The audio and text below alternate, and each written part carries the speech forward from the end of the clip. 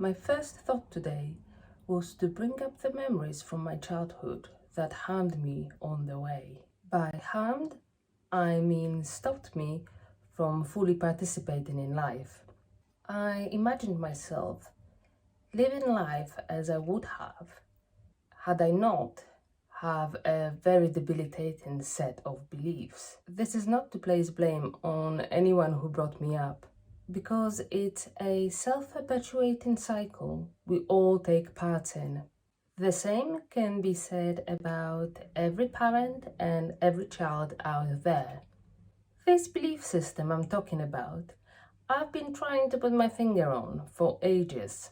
As we grow up, we are led to believe an array of things which do not serve us well in life. For example, one may believe that being truthful is going to bring them only pain and misery, as when they were little, every time they admitted even to a tiniest misdemeanor, they would have been severely punished. Or you could be convinced, that getting up early is bad for you, because once you do, you have to prepare breakfast for everyone, do all the chores, and be generally a dog's body. Because your parents did not believe in self-time, time when you can do whatever you please to do. The examples might be vastly different and never fully covering the full spectrum of issues. You may say, what is the point of rehashing the old wounds, for it is what they are. The truth is, we need to address these issues before we can fully move forward. For each and one of us has something hidden in our past that stops us from fully appreciating life. You might think this is an impossible task and you wouldn't know where to start. Do not fret. The answer is fairly simple and has everything to do with your weaknesses and emotional baggage. When we grow up, we change often and quickly. Then, the older we get, those changes are fewer and fine between. Regarding what happens when we quickly grow, please refer to texts and other available sources on that subject. It's a fast and complicated host of processes that happen simultaneously to each other. One process can impact many others, such as when puberty hits, our weight and height grow. They can happen independently, but also the growth process can impact the weight and vice versa.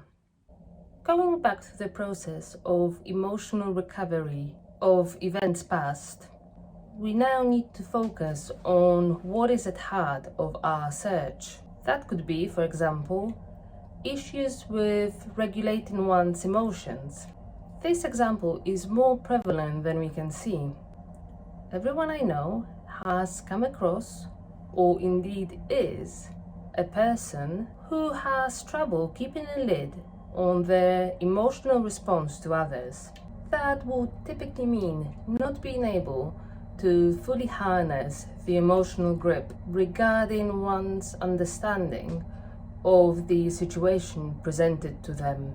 That could present as flying off the handle when angry over their smallest issue, or going to pieces over every little or not so little misfortune they encounter in their life. Being truthful to yourself over your ability or lack thereof to keep a lid on your emotional response is key. Not always there's a need to hide an emotional response, not at all. We are only talking about seemingly disproportionate response to events that ordinarily would not evoke a similar response from others. That means you may have an issue in your past that made you susceptible to being sensitive when a similar issue arises in the present. You may need to delve deeper to see what that issue was. You can achieve that by closing your eyes and breathing deeply, slowly and consciously. Breathing takes us down the alertness scale and lets us comprehend where our body is at. fully stretched or tense, relaxed or stressed, happy in itself or rejecting itself. You get the drift. Going down the emotional scale is one way of trying to find your issue. Start at the bottom and go higher up. It may start at despair, anger, futility, going up to elation, resolve, kindness to yourself and others. Place your current state on this scale and then delve deeper where that feeling comes from. Let's say it's confusion. You don't see yourself or the situation you're in clearly. You may even feel flummoxed by what occurred and don't know where it all came from. Either way, you and clarity have parted ways. Breathe in into the place in your body where you can feel the most of the tension. This is most likely where the trauma from before has lodged. Relax this place as much as you can without becoming too fixated on it. A good rule of thumb is if you cannot move freely your body without disturbing the relaxation, you have reached the desired effect. Now you can envisage where your trauma originally came from. The trick is not to second-guess yourself, but rather let the imagery to come to you out of its own volition. Keep on trying, it will happen. You can then watch the clip from your life play out in front of your closed eyes. Let what you see sink in. It may be familiar straight away, or you may need a minute to decipher what you are seeing. Either way, don't force anything, keep on breathing, and perhaps try to enjoy as much of the experience as you can. You may not fully understand the images in front of you, but the feeling will be your guide. It will be a familiar feeling in your life that stops you from becoming your true self. Trust the process and let the events unfold. What is the issue that keeps on bothering you? Can you see what has happened to lead you to your current conclusions about life? Does that belief serve you well or not at all? What can be done to alleviate the damage done to your life? What would the child who experienced it would rather happen instead? Imagine that alternative scenario. How does that feel? Do you feel relief, elation, humbleness in that everything is right in your world, and gratefulness? What is the feeling opposite to the original one? Is it joy, freedom, lack of fear? What it is that you would have liked to experience instead?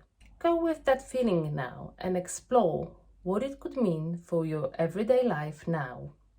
Does feeling secure mean being able to feed and clothe your family?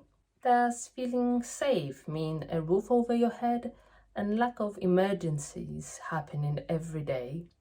Does feeling happy mean you have what you need when you need it and not when others decide for you?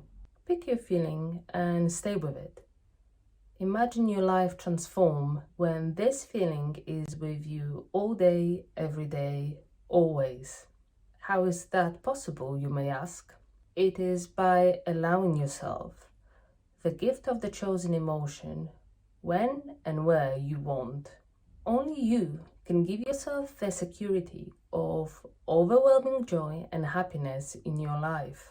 Only you can change how you feel on the inside. Only you know what you have to work with every day. Now go and let yourself live the life you've always dreamed of. Peace out.